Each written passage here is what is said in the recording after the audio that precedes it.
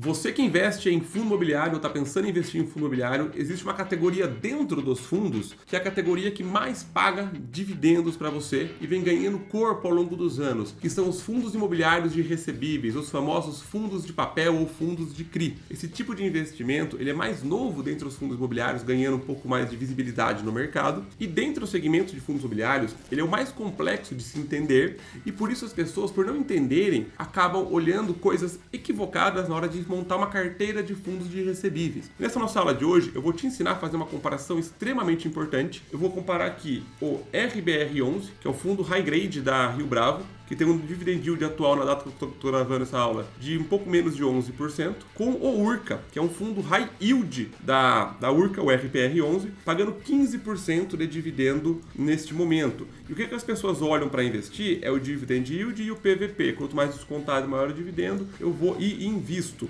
E nesse caso, quem olha apenas isso vai chegar à conclusão de que o RPR é superior ao RBRR, quando na realidade, mesmo ambos sendo fundos de papel, sendo fundos de recebíveis, eles têm estratégias diferentes, o que não quer dizer que quem paga mais é melhor e nem quem paga menos é melhor também. Quer dizer o seguinte, você tem que entender quais são os riscos de cada um antes de montar a sua carteira de investimentos. Se você quiser entender de cabo a rabo o que é e como analisa um fundo de papel, eu vou deixar aqui para você a nossa aula sobre análise de fundos de papel de cabo a rabo. Nessa aula eu vou te ensinar a comparar os dois tipos que existem de fundo de papel, que são os fundos high grade, no caso do nosso exemplo, o RBRR11. O high grade ele foca na qualidade do devedor. Como assim, Matheus? Aí que tem alguns pontos importantes que eu quero passar para você antes da gente entrar de fato na nossa aula. Mas não perde a aula que eu deixei aqui para você poder entender de cabo a rabo como analisa um fundo de papel. Em um fundo de tijolo, eu tenho um imóvel que tem um locatário dentro. E na pior hipótese, que o locatário sai do imóvel, ele fica vago. Mas o imóvel, ele é seu. Num fundo de papel é diferente. O fundo de papel faz o quê? Ele capta o dinheiro dos cotistas na emissão, na nova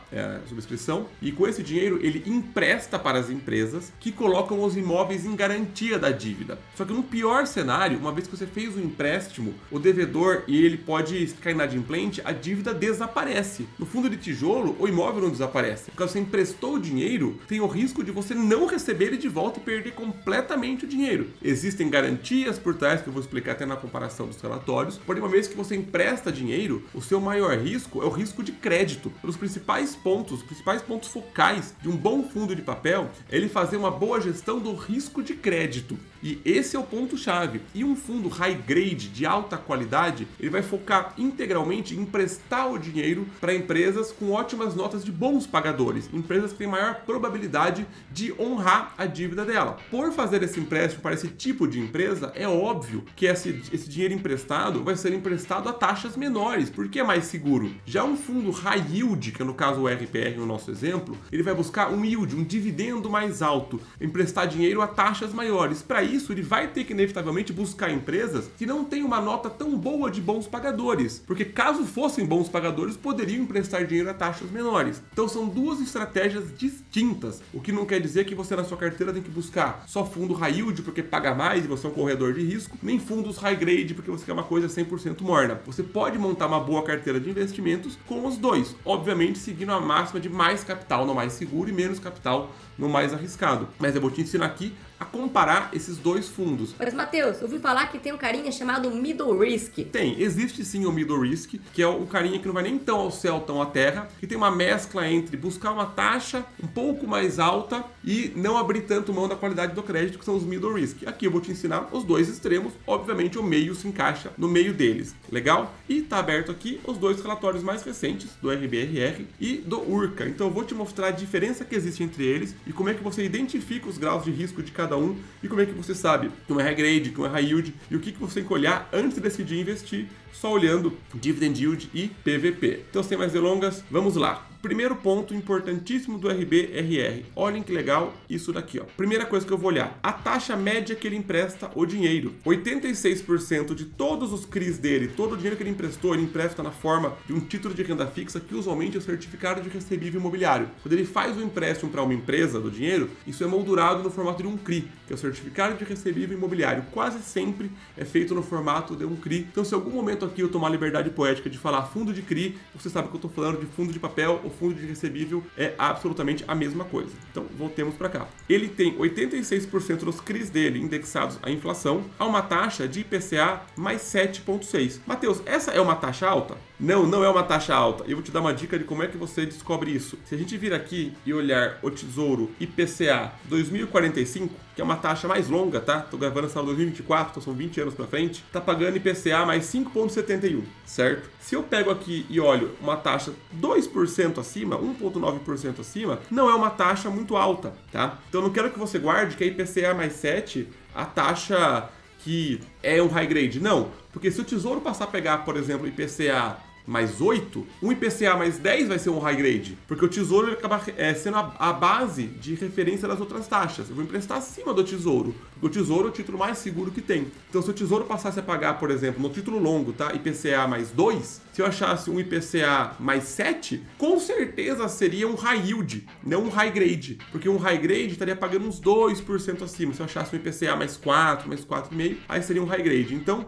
tenho na cabeça já de cara que eu tenho que sempre comparar com o título longo do Tesouro. Pode ser o 45 ou 55, acaba não tendo tanta diferença. Então, eu gosto de pensar que 20 anos já é um prazo bem longo. Agora, a maior parte dele indexado na inflação, IPCA mais 7,6, e 15% indexado no CDI, CDI mais 2,6. Isso daqui acaba quase sendo fixo ad eterno, porque é CDI mais uma taxa. Legal? Então, vamos ver agora no Urca, qual que é a taxa que ele empresta dinheiro? Vamos lá, ele tem 84% dele também indexado no IPCA, mas olha só, ele empresta a IPCA mais 12,9.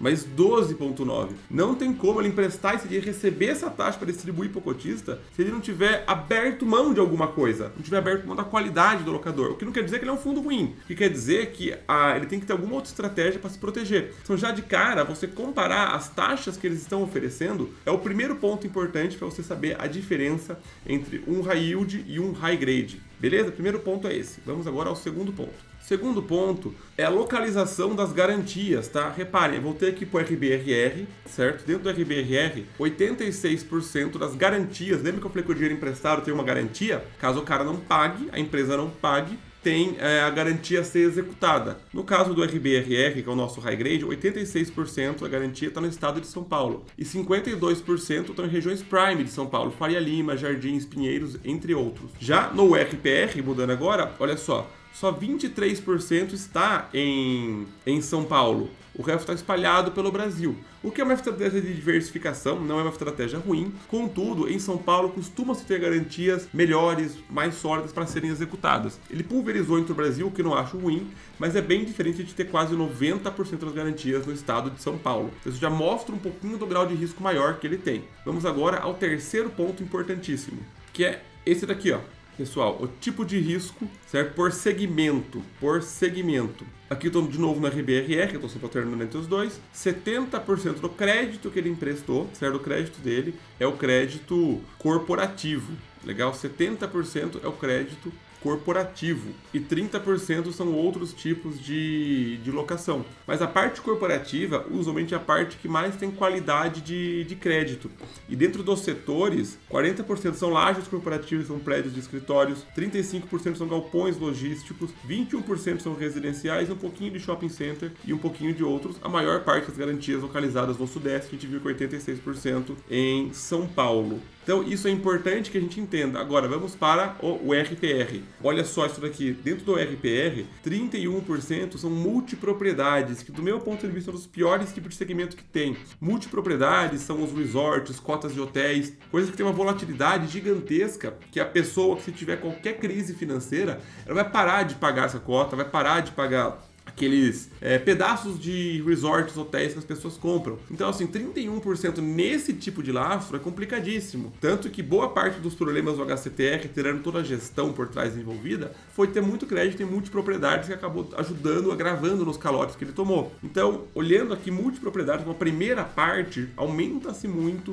o grau de risco. Depois tem loteamentos, que tem todo o grau de risco também de um loteamento não virar de fato o imóvel, a construção atrasar, os preços ficarem maiores, a procura não vir. Aí depois que entra o residencial, corporativo, home equity e outros. Então reparem o seguinte, aonde que está a locação por segmento também mostra o grau de risco da situação. E voltando para o RPR ou para o RBR11, olhem que legal isso daqui. Ele tem um critério de avaliação da qualidade dos locatários dele e 92% das operações tem nota A, AA ou AAA, que é nota de excelente pagador de crédito. Pouquíssimas operações dele tem nota B, ou BB ou BBB, que tem menos probabilidade de pagar. Então ele realmente preza pela qualidade do crédito. Uma vez que eu prezo pela qualidade do crédito, não tem como eu conseguir taxas de juros muito altas. Agora, ainda no RBR11, o nosso high grade, tem uma coisa importantíssima. Todos os CRIs são da série Senior. Isso é extremamente importante, tá? Se a gente for olhar no caso do URPR, que é o nosso high yield, tem a série única, sênior, mezanino e subordinada. Isso daqui é quase um pipeline da ordem de pagamento. Como assim, Matheus? Se eu faço um CRI, você pode fazer um CRI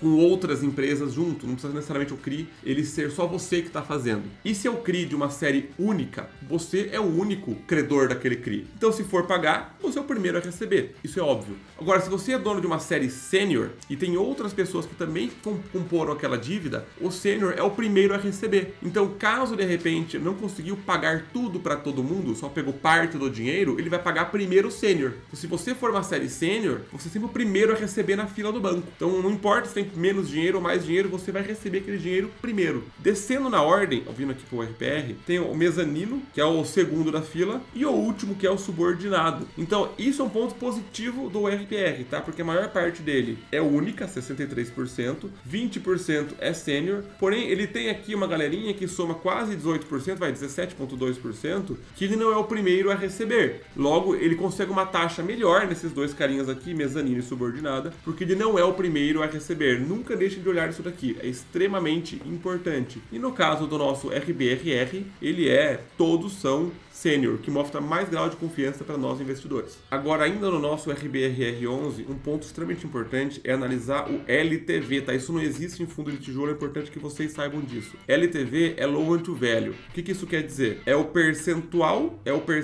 do valor da dívida em relação ao imóvel colocado em garantia. Então, por exemplo, se eu tenho uma dívida de R$1 milhão e eu coloquei um imóvel de 2 milhões em garantia, o meu LTV é de 50%, 1 dividido por 2. Quanto menor o LTV, em teoria, maior a motivação para o devedor pagar a dívida, porque se ele não pagar, eu vou executar o imóvel e ficar com mais dinheiro. Então, LTVs mais baixos costumam ser interessantes, tá? Via de regra, o LTV menor, ele é melhor, mas tem uma exceção, tá? Mas via de regra, guardem isso, quanto menor, melhor. Se for olhar o LTV do RBRR e vir aqui para baixo, olha só, até uma interrogação para a gente refletir. Ele tem 38% dos ativos dele com LTV de 65% a 75%, que é um pouco mais alto, porque ninguém me garante que eu vou conseguir vender o ativo ao valor que ele foi avaliado. Então ele tem aqui, 41% num LTV mais alto. Por que isso acontece? Porque o credor é muito bom. Ele não precisa colocar garantias muito altas, mas o credor é de fato muito bom. Então a gente pode achar fundos high grade com LTVs mais altos e isso não ser um problema. Agora, indo pro URCA, tá? O RPR11, que é o nosso high yield. Aqui,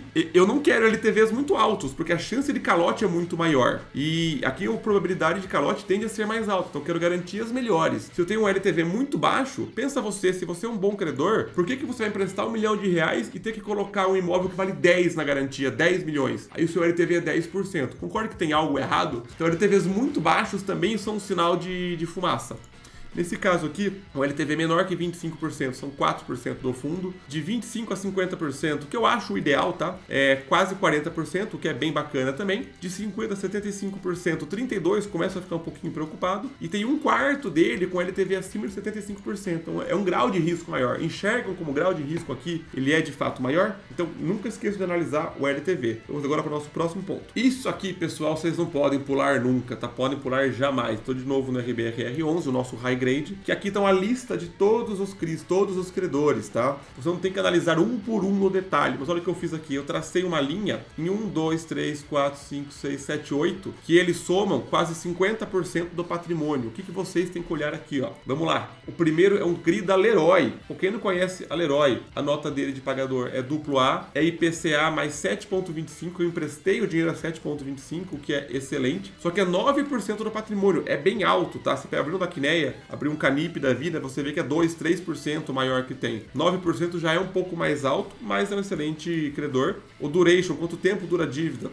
Para pagar de volta o dinheiro, 5,8 anos, vence em 2036, crédito corporativo, o LTV de 40%. Show de bola, excelente. Já o segundo carinha, JK Financial Center, IPCA mais 6,4%, 7,3%, corporativo, LTV já um pouco mais alto, já fica um pouco mais preocupado. O terceiro carinha, da Brookfield, já é outra excelente empresa, por a taxa daqui ser mais baixa, eu fico menos preocupado. 7% do patrimônio, duration de 4 anos, também um LTV um pouco mais elevado, me preocupa um pouco, mas de novo, quando a qualidade é muito alta, o cara não tem porque colocar uma garantia muito elevada. Todos os outros, com exceção do JFL, mas é do Jardim Faria Lima, que a chance de calote é mínima, também um pouco mais alto, os LTVs mais baixos. Você vê as taxas, a maior taxa que tem aqui é IPCA mais 8. E o IPCA mais 8, que é a maior taxa, o LTV ele é o menor. Então, reparem que a gestão consegue balizar isso. Vamos agora ver isso dentro do nosso RPR11, que é um residencial, é no Sergipe, IPCA mais 16%, bem elevado, reparem, 9,3% do fundo, certo? E ele está em 38% das obras concluídas. Reparem que, obviamente, tem um grau de risco maior, certo? O próximo CRI, é da Lagoa Quente, também é multipropriedade, também não é em São Paulo, é em Goiás, certo? IPCA mais, cadê aqui? 11,35, é 7% do fundo e ele tá com uma inadimplência, cadê? De 2%, o cara de baixo tá com uma inadimplência de 17%, certo? Um LTV de 140% no camarada de baixo, ou seja, se o cara abandonar a dívida, se ele só não pagar, ele saiu ganhando, porque o LTV tá maior, ou seja, a dívida é maior do que o imóvel em garantia de valores. Repare como isso tem um grau de risco muito mais elevado. Repare como isso é extremamente importante para fazer uma análise, que é este daqui de Sergipe também, né? Vitória Brasil, residencial, IPCA mais 12. Então, pessoal, repare que isso é importante, que pouca gente chega nesse grau da análise para entender o grau de risco que está correndo, que não quer dizer que você não tem que investir no RPR11, que ele vem entregando um bom resultado acima da média, mas ele tem um grau de risco maior. Então, a sua carteira tem que ter mais RBRRs e menos o RPRs, mais high grades e middle risks e menos high yields. E claro que existem outros pontos para fazer análise dentro de um fundo de papel, mas não quero que esse vídeo aqui fique muito longo. Então, esses são dos pontos principais que você nunca pode pular ao fazer uma análise de um fundo imobiliário de papel, entre um high grade e um high yield. Agora me conta, você gostou desse tipo de análise? Essas comparações vocês gostam? Comentem aqui embaixo para ajudar a direcionar a criar conteúdo para vocês. Chegou nesse ponto aqui, se inscreve no nosso canal, a gente vai ganhando seguidores dia após dia, estou muito contente com isso, ajudando a gente a crescer, motiva muito o nosso trabalho e se você acreditar que o trabalho tem sentido, compartilhe com outras pessoas. Espero que tenha gostado, vejo vocês na próxima. Um abraço.